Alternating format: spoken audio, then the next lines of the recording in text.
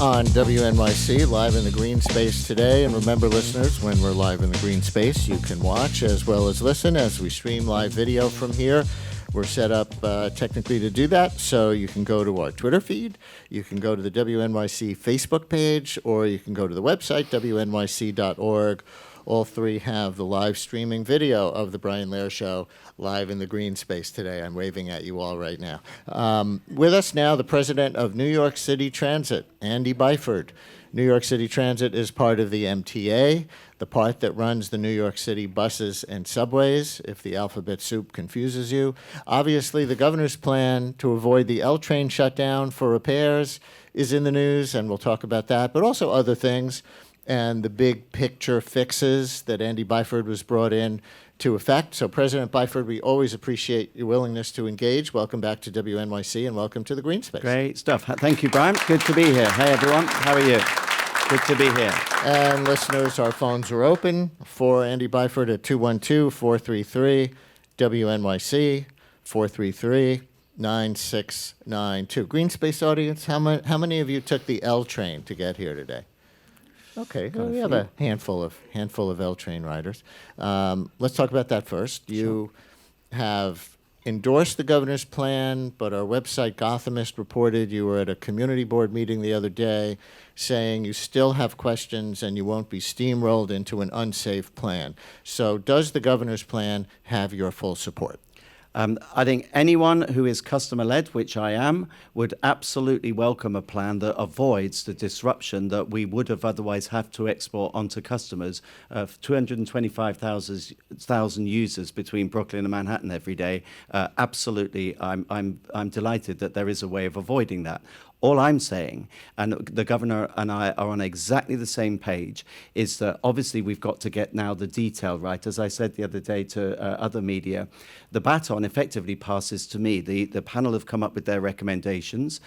We like the look of the plan very much, and my chair has said overtly, publicly, that the MTA accepts the recommendations. But as the operator, as the person you now hold responsible and accountable for delivering this plan safely, operationally, so that we get the practical detail right, and that we get the customer angle right in what is quite a different and more radical plan. I'm accountable for that, so it falls to me to get that detail right, and that's why I will take my time, have an independent scrutiny of it, but ultimately with a view to making it work. The Gothamist report said you're convening your own engineering team, independent of the governors or the MTAs, to focus especially on safety. True? Correct. Brian, and the audience for that matter, to really give you reassurance, this is partly because this is in my DNA. I've been a railwayman now for 30 years. I started on the tube 30 years ago on the 30th of October 1989 as a station foreman back in the late 80s. But part of my career, I was a safety director, operations and safety director for one of the British Rail train operating divisions called South Eastern Trains. Having the word safety and director in your title is a sobering experience. My wife hated it, actually, but it teaches you two things. You must act upon something if you know that there's a problem. That's what I call guilty knowledge. And you must exercise what's called due diligence. So for that reason, I'm exercising due diligence. I'm just making sure that what looks fantastic on paper and is very well thought through. I think that the panel was drawn from very expert people at Columbia and Cornell, and this has somewhat been lost in the reporting to date. They didn't work in isolation. They drew on both the existing plan we already had, and they drew on extensive paperwork and live input from our own MTA experts and consultants. I just want to do an independent check, and I don't think there's too many people out there who would not agree with that. When were you first told that the 15-month shutdown that was supposed to begin in late April might not? Well, the actual date, the schedule change, was just before the governor made the announcement with the panel. And the reason for that was, obviously, the schedule change came at the end of the review. But I was aware right from the point at which the panel requested access to the tunnel. We facilitated that. Was that just last month, December? The access to the tunnel, yes, that was December, something like December the 13th and 14th. So full cooperation from the MTA. And there's been a lot of commentary on the MTA recently, but 2 points I'd like to stress. One, immediately that was requested. Of course, we facilitated that. And two, this plan, although different in its execution, still retains most of the features of the original plan. We're still going to replace the track. We're still going to provide accessibility at the stations, the 3 stations that we said we would. We're still going to upgrade the core elements of the tunnel. It's the methodology that's different. And what I said when I came into this job, and the governor brought me in to do it, let's not forget. I said I would embrace 2 philosophies. 1, be customer-led, and 2, be open to new ideas. And these are those 2 philosophies in action. Earlier this week, we had as a guest Columbia University Engineering Dean Mary Boyce, a lead brain behind the new plan. And she explained in simple layman's terms for those of us who could never get into engineering school, in this 30-second version, how they will work around the damaged walls that house the tunnel's cables. What we're proposing and what we have recommended is that the cables be actually racked on the wall of the tunnel, up high on the wall of the tunnel. This racking actually places the cables on the wall, not within a bench wall. So we do not need to use the bench wall for housing the cables, but instead we rack them on the wall. So it sounds so simple in a way, hang the cables on a rack rather than house them inside the walls. That way they don't need to rebuild the walls, which was the reason for the shutdown. If it's that basic, why didn't someone think of it before? Okay. So, and that question has been posed a lot in the last couple of weeks. So the MTA did look at racking a few years ago, a couple of years ago, 3 years ago. I've seen the evidence of it. Part of my further, use that expression again, due diligence has been to look back at what was previously proposed. Also, when I first got here, and I'm almost at my anniversary, Brian, January the 16th, I will have been here 1 year. One of the first things I did when I arrived here in this city was to say to my own team, I'd like to take a fresh look at the L-line closure. This was probably back in February, maybe March of last year, because I couldn't really understand why did it take 15 months, maybe slightly less, 15 months when the contractor had full possession of that tunnel. That's, I appreciate there's a lot to do, but that's still a long period of time. But what was explained to me was the difficulty of breaking out that entire bench wall, doing so very carefully, clearing up the debris, putting in a new wall. And the second thing that was explained to me was that all of this scenario and others had been put to the community, and the community at the time, predated me, said, right, just get on with it. Rip the Band-Aid off and get on with it. So that persuaded me, so I turned my attention not to that, not asking any more questions on that, but to focusing with Polly Trottenberg, my commissioner or the commissioner for DOT, to focus on the alternate service plan. So in looking back at this, yes, we did look at racking. We use racking. The MTA does use racking on the west end of the 7 line on the extension through to Hudson Yards. But the reason it was rejected for the L-line tunnel there were a number of reasons. Number one, this was a retrofit of an existing sub-river tunnel, which is inherently more difficult than when you're building from scratch. Number two, there was concern about effectively mounting the brackets on what is a 100-year-old tunnel. There was some concern about that and the impact of drilling into that structure. Number three, there was still the prevailing view that that bench wall was in such bad condition, the best thing to do was take it out and replace it. The breakthrough with this new plan, which I am saying I embrace, but I just want to check the details, is that a number of things have come together. One, that you can leave the bench wall by and large in situ as long as you secure it with what's called FRP, which is fiber reinforced polymer. Number two, that there is a way to affix the racking to the wall without impugning the viability or the structural integrity of the tunnel. So those things coming together, that's what the fresh thinking has delivered. But again, for your peace of mind, I'm still going to check all of those things. And with Andy Byford, president of New York City Transit, 212-433 WNYC, 212-433-9692, and raise your hands here in the green space if you have a question for him. Let's go to Tanya on line 5 in Brooklyn. Tanya, you're on WNYC with Andy Byford. Hello. Hi, yes. I just want to thank you for having me on the show. And I also want to say it's just so refreshing that this gentleman that's working for the MTA cares more about our safety. I am so sick of everybody trying to do things fast and not caring about the repercussions that fastness does.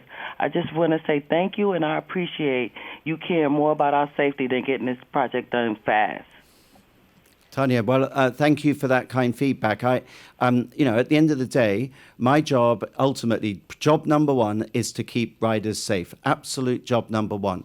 And in parallel, though, to make things better for you. So certainly in my year here, we've been very much focused on getting the base reliability of the service sorted out, both the subways and the buses and Access-a-Ride. So we're pushing ahead on all fronts, but always with the underlying principle of your safety. That is job number one, and for me, always will be. One more follow-up on safety from what you said before. The tunnel is very old, so are we sure the walls are going to be able to support the racking system? Well, that will be one of the things that I will have my independent assessors check. But what we do know from the work that's already been done, there's some confusion about the use of the word tunnel. The tunnel structure, which is basically a series of iron rings bolted together on the outside, but then a concrete liner is effectively sprayed on the inside. That is in very, very good condition. It's testament to the people that built it 100 years ago. Where there's been some discussion about structural integrity, that relates to the bench wall, which is it's fitted within the tunnel, but it is not an integral part of the tunnel. It's an attachment within the tunnel. But that said, I stand by the point I made earlier, which is I still want to be certain, and I'm not taking anyone's word for it. I'm going to have independent, and by independent, I mean people who are completely independent from this project, who have not had any dealings with this project to date, and for that matter, who are pretty much independent of the general body of consultants upon whom we normally draw in New York. I'm going to have them have a look at it because I still want to be certain on the method of affixation to the tunnel liner. We have a question here in the green space. Hi there. Hi, Brian. Big fan of your show. I had a question.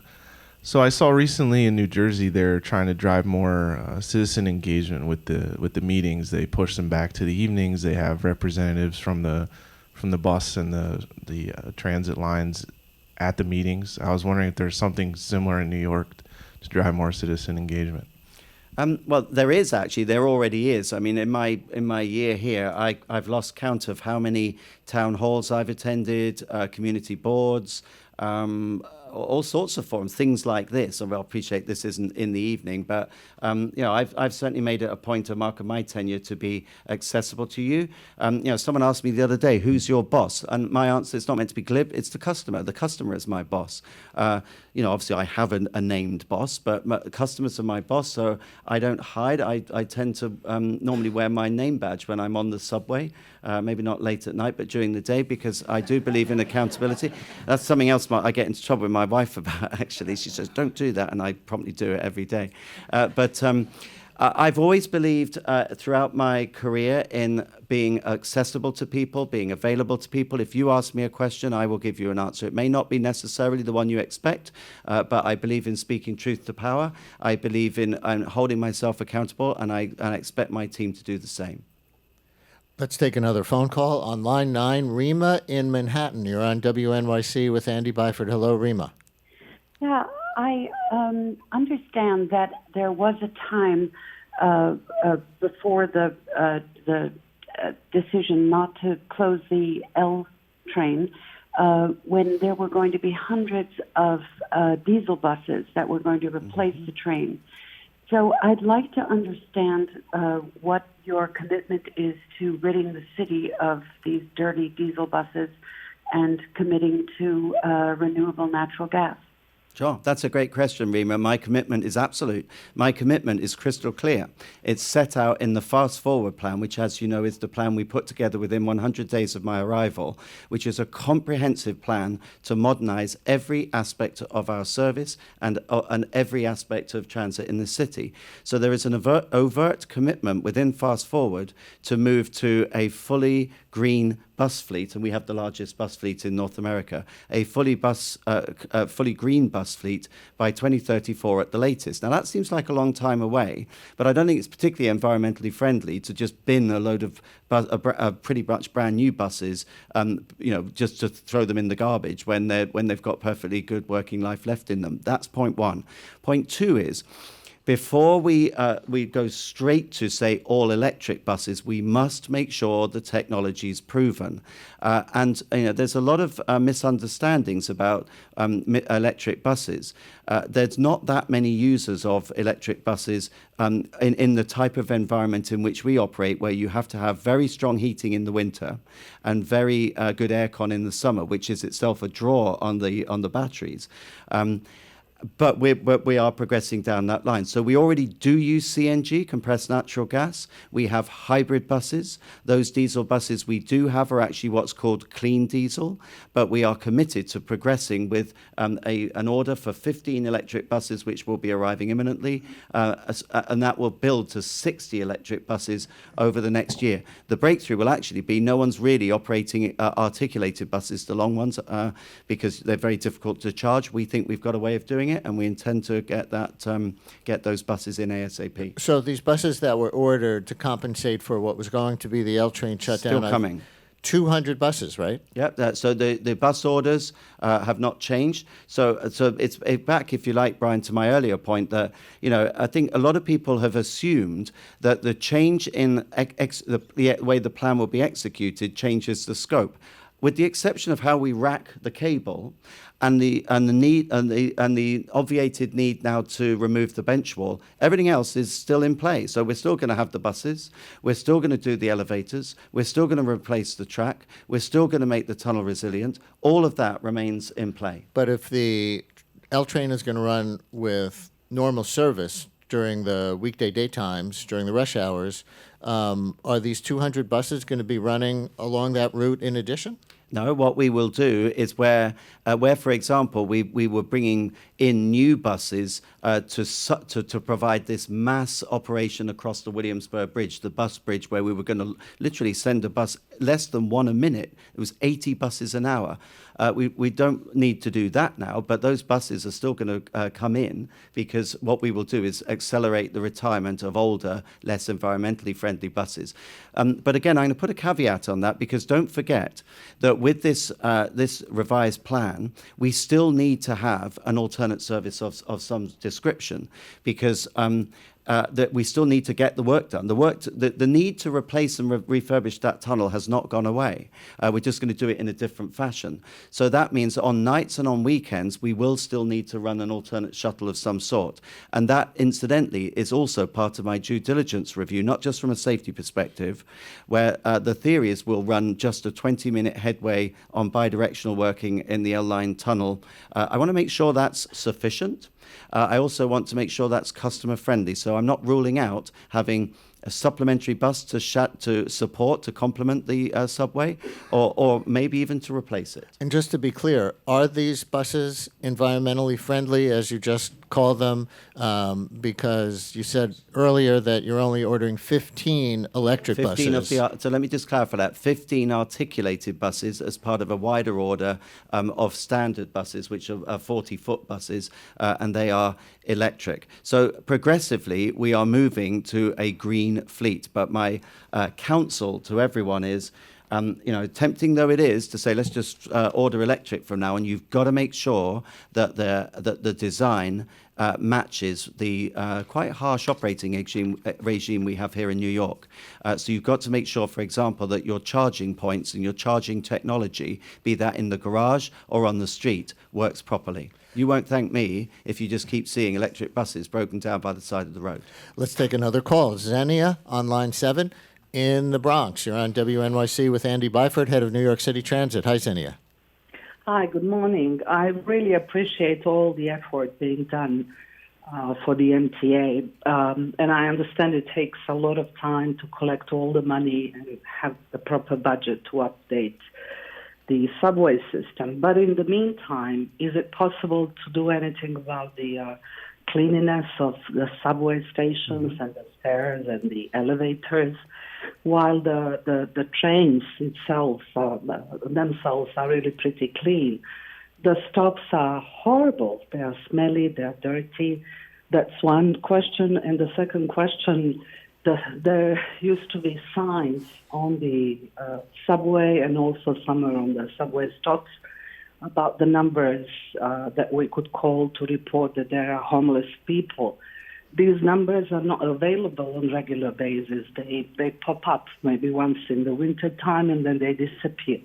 Homeless people are always on the trains, which is very sad, and I know the city is trying to resolve that issue, but at least signs could be permanent there, as well as those signs that helped educate a little bit all of us on the train how to behave to provide more space for fellow passengers.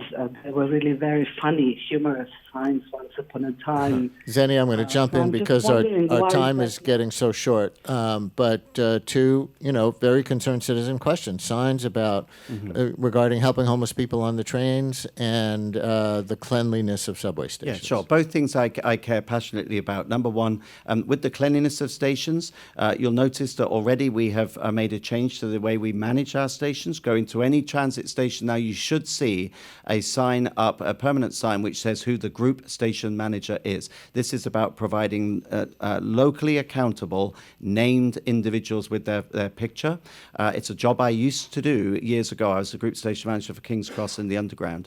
And one of their mandates from me is to drive up the basic cleanliness of our stations, customer service at our stations, and all other aspects, including working with New York Police Department and the various agencies who look after the vulnerable people who've become homeless, to make sure that we do provide a decent, clean, safe space for our customers and a controlled environment, while also being sensitive to the needs of vulnerable people. But what's really needed is, yes, we've got to up our game on cleanliness. A lot of these stations, it's not just cleanliness, they need comprehensive refurbishment. That will also be delivered by Fast Forward. We just have a few minutes left. Let me do kind of a lightning round, not yes or no questions, because I don't think you can answer these yes or no, but short answers.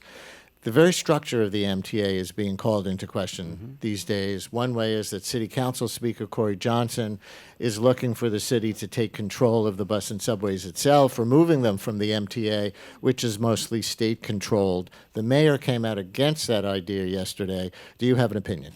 I'm a reformer, so I do believe that we should constantly look to make the MTA less bureaucratic.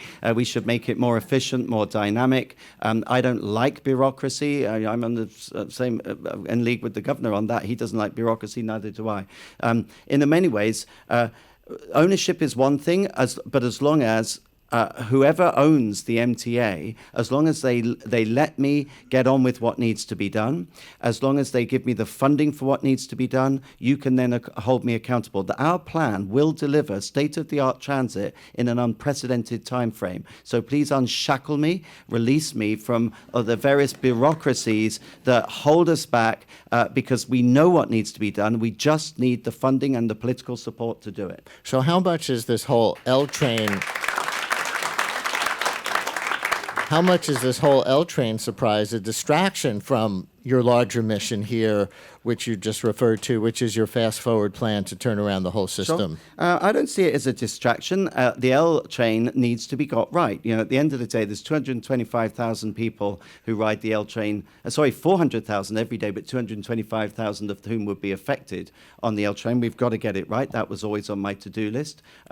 This is an exciting new way of maybe making that less impactful. But I'm crystal clear on what my ultimate mission is: get the existing day-to-day service to work better. And already with our speed campaign, which is where we are taking out unnecessary speed restrictions, we're making sure that what are called signal grade timers, which are wrongly calibrated, we're correcting that. We're getting our dwell times right. And the subway performance, the data, don't take my word for it, the data shows that it is beginning to improve. We're working with PD and with the city to drive up bus performance, to get the buses through crowded streets more quickly. We've appointed an accessibility advisor to not just talk about accessibility, but to make it a reality.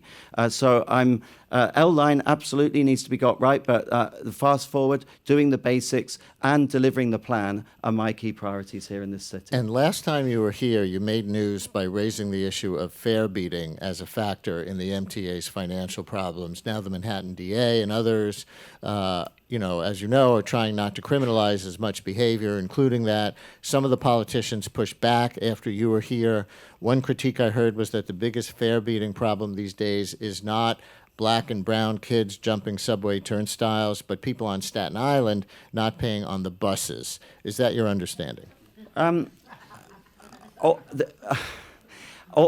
only point I was making was that I don't think I'm doing my job properly if I ignore fare evasion, so I'm not going to. I did not give a commentary on who was doing it. I merely said that part of my job is to make sure that we do collect the revenue owing to us, but it is a sensitive subject. There's a lot to it, and we're making sure that we do this properly and sensitively. I had an excellent meeting with the DA, Cy Vance Jr., and we both agreed that criminalizing people is not the answer. No one's calling for that, but finding ways in which to offer people of lower income ways to be able to afford transit, such as the Fair Fares program. That is a progressive thing to do, while in parallel we still look after the needs of the wider users who do pay their fares. My understanding is that bus drivers don't do fare enforcement for their own safety after some very ugly incidents with riders. Is that the case now? There's been some appalling incidents. My understanding is that a few years ago,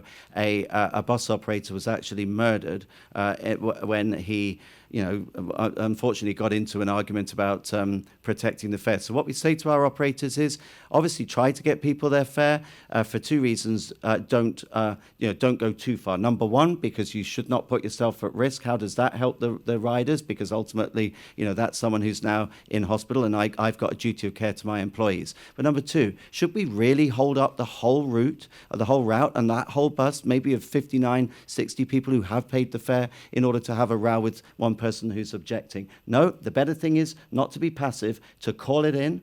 We do have Eagle teams. We do have New York Police Department. Let's let them deal with it. They're the experts. Please thank the president of New York City Transit, Andy Byford. Thank you. Thank you so much. Let's keep talking.